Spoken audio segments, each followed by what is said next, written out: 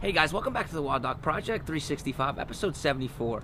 Today's episode is for the people that passed all the tests in the last 2 days. That means that you had the pulling strength to go to pull to chest, pull to chin, pull to chest, and then pull to belly button, right? And you were able to do that on a stable surface like a bar, and then you were able to carry that strength over and also do that on an unstable surface. Example, the rings here. Now, today's about the transition. This is our third progression on the muscle up today. We passed our first 2 tests, and now we're gonna work on a banded transition. So that's basically coming from the pull into the dip. Now you've heard this probably 1,000 times if you've seen anybody else's YouTube channels at all, something like that. You'll notice that it's always said like this. When we do a muscle up, it's the biggest pull up into the biggest dip. And here's how we're gonna work on that. We're gonna take our bands, put the band through, 2 fingers, slide over, thumb covers. Band comes around like this. Notice that the rings are about waist high. They don't need to be any higher than that, really.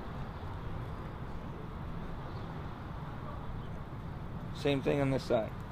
Once we have the band around our waist like such, we're gonna jump up, sit on the band.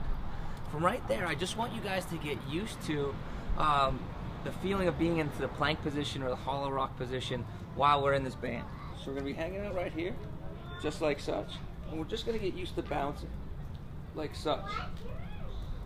Now what happens here is this is where, once we get used to the bounce, the biggest pull-up comes into the biggest sit-up, into the biggest dip. So it's a biggest pull-up to the biggest sit-up to the biggest dip. Looks like this. We got the biggest pull-up, we have the biggest sit-up, into the biggest dip. Okay? So, looks just like this one more time. Down the bottom, we're gonna pull up into the hollow rock.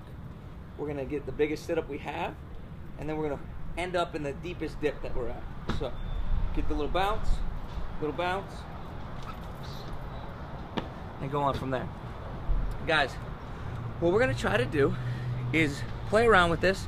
Try to, at first, just stay in that hollow rock position, get used to that bouncing, then try to go from your biggest pull-up to your biggest sit-up to your biggest dip. We're gonna work that transition band as necessary. This is a big, heavy green band. Obviously, we can work down onto lesser bands like this blue one, or if you're really good, the orange ones as well. There was a couple users out there that said yesterday when they were testing that they'd have shoulder pain. I wanted to cover that just really quick. Normally the people that get shoulder pain in this position are the people that do not stay in tight this way, but rather allow their elbows to wing out like this.